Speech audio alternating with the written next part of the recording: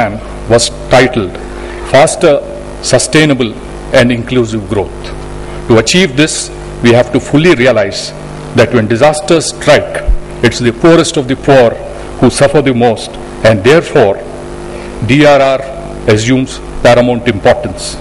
Planning for inclusive growth must factor in disaster risk reduction. There will be huge amounts of investments by the public and the private sectors during the next 5 years. The total outlay for all the central ministries in the 12th plan period is projected at rupees 43,33,739 crores. Disaster risk reduction must be mainstreamed appropriately. The UN ISDR was established at the end of the International Decade for Natural Disaster Reduction in 1999.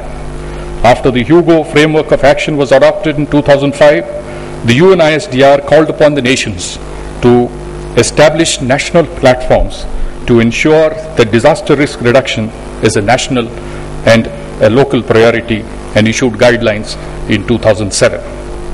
Disaster risk reduction is a cross-cutting development issue. The process of DRR is a complex one, consisting of political, technical, participatory and resource mobilization components. Therefore, DRR requires collective wisdom and efforts from national policy and decision makers, from various sectors of the government, representatives of the civil society, academic institutions, the private sector, and last but not the least, the media. The NPDRR has been constituted with the Home Minister as chairman, the Vice Chairman of the NDMA, and the MO's Home as Vice Chairman, 15 Cabinet Ministers and Deputy Chairman Planning Commission representing the Government of India, Ministers from the states and union territories responsible for disaster management, representatives of the local self-government, members of Lok Sabha and Raj Sabha, some important central government officials, heads of national institutions, representatives from the industry, media, civil society organizations, and international representatives from the UN system, the World Bank, and the ADB as members, and the Secretary Board of Management as its convener. I would like to particularly highlight India's vulnerability to earthquakes, which can occur without an early warning and can be extremely devastating. It's not the earthquake that killed the people, it's the buildings that they live in. Our local bodies have to gear up to ensure compliance to building codes and bylaws. Simultaneously, people must be educated about the grave danger of unsafe buildings. The media, too, has an important role in this. 2 plenary sessions and 6 parallel sessions covering various important subjects have been planned for today and tomorrow. The first session of the NPDRR will be extremely important to set a roadmap for achieving the objectives that we have set for ourselves. I am once again thankful to you, Sir Prime Minister, for taking time off from your busy schedule to be with us today to inaugurate the first session. Thank you very much. Jai Hind.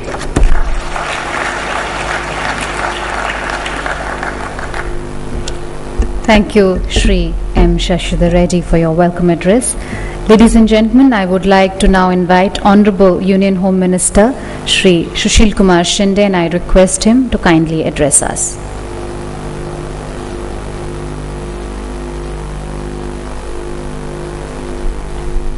Honorable Prime Minister Dr. Manmohan Singh Ji, my colleague Minister of State in Home Department M. Ramchandran Ji,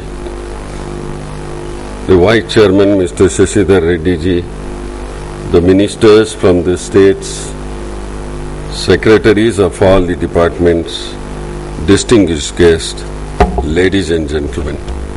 I am grateful for the presence of Honorable Prime Minister as our guest to the first session of the National Platform for the Disaster Risks Reduction.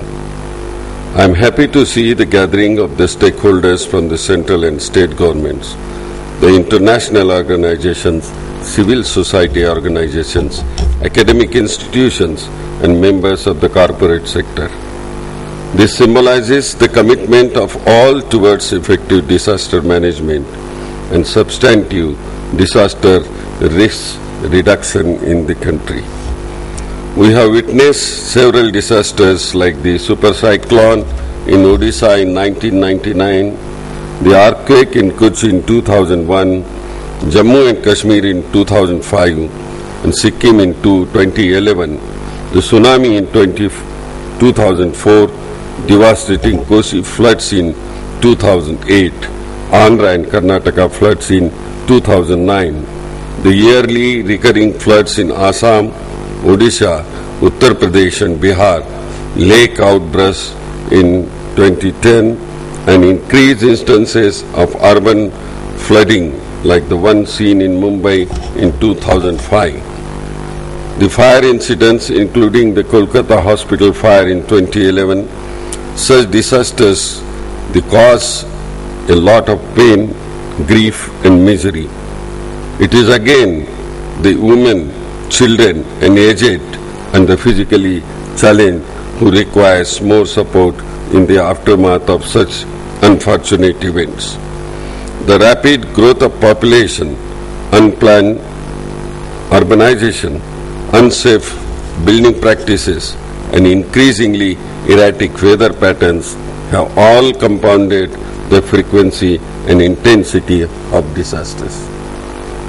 While the state government are the first responders, the Ministry of Home Affairs is the nodal ministry responsible for coordination of disaster management in India. Since early 2000, the government has been focusing on developing capacities in the country for preparedness, prevention and mitigation, along with developing a capacity for response. The institutional structure have been put in place with the enactment of the Disaster Management Act in 2005 and creation of National Disaster Management Authority. The government came out with disaster management policy in 2009.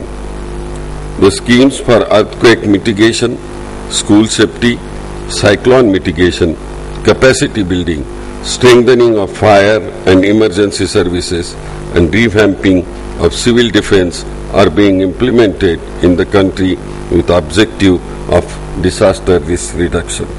We have already implemented a number of reconstruction and recovery programs. These programs have been implemented for our people at large and have addressed the issues of reconstructing, repairing and strengthening traditional houses in rural and urban areas. We have learnt a lot from these programs. These lessons need not be applied for prevention and mitigation, considering the loss of lives and scale of damages which have occurred in the past. It has become essential to formulate a concrete strategies to reduce the vulnerability and the losses arising from a possible disaster that can occur in urban, semi-urban and rural areas. The solution lies in having an informed community and to bring in addition and the strict enforcement of hazard-resistant design techniques for new construction. We need to develop a financial and insurance solution in place to enable the communities to recover from the impact of disasters. We need to take rapid strides in the area of application of science and technology, early warning systems and capacity development as well. The several organizations, government as well as the non-governmental, have been involved in the supporting the efforts of disaster risk reduction during the last few decades. However, it is felt that the knowledge and experiences of disaster practitioners remain in a limited domain. There is a need to disseminate these lessons among the larger disaster management community.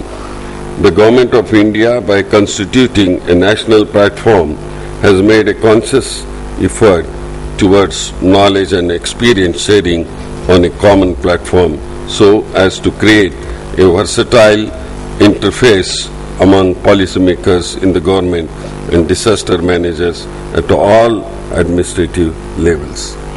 While we have made substantial progress in creating the required institutions and the legal structure, we need to continue concentrated efforts in three broad areas. The first is in pulling in all the databases by using latest technology in order to enable a real-time decision support system at the first responder level. The second is in the ensuring the necessary techno-legal regime in seismic zone 4 and zone 5 areas so that unsafe buildings are scrutinized properly from the structural safety point of view.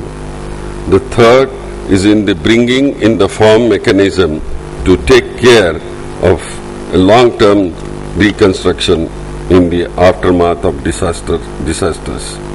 I am hopeful that the platform will provide an excellent opportunity for experts and practitioners who are working on various aspects of disaster risk management reduction and the recovery to deliberate on the best practices, critical issues, support new initiatives, and improve our understanding of the subject through exchange of knowledge and ideas. We have to take measures to ensure that the disaster risk reduction actually becomes an integral part of our planning process. We need to take concentrated measures to use latest technology to provide timely and useful information at the community level. We have to realize that the lack of rupees spent in prevention of disasters in the worth 10 lakh rupees that would be needed after a disaster. Once again, I urge all the stakeholders to discuss and work together for reducing disaster risks to make India a safe country.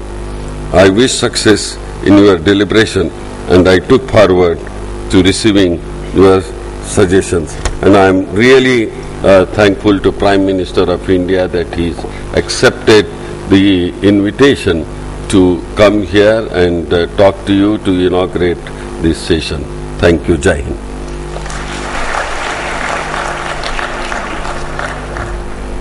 Thank you, Honorable Minister Shri Sushil Kumar Shinde, for your kind address. Ladies and gentlemen, it is our honor and pleasure to have with us Dr. Manmohan Singh, Honorable Prime Minister of India, and also the Chairman of the National Disaster Management Authority. May I now request him to kindly deliver his inaugural address.